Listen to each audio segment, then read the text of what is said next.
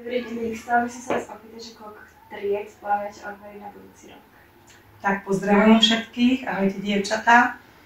Tak momentálne v tomto školskom roku, teda na zápis v tomto čase máme zhruba 140 prihlášok.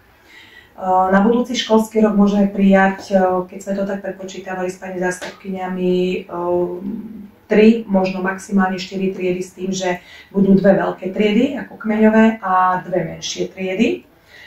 No a zhruba teda to vychádza na tých 96 detí. A aké sú podmienky na prijatie detí?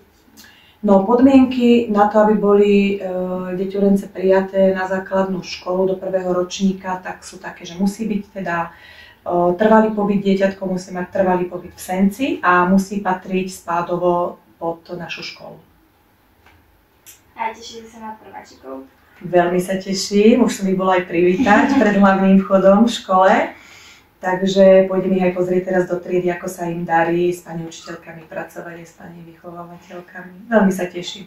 Veď ma poznáte, že ja tak chodím deťom robiť zle po triedách trošku, že ich tak trošku rozveseliť. Veľmi sa na nich teším. Zlatí sú, maľučkí sú, chutní sú.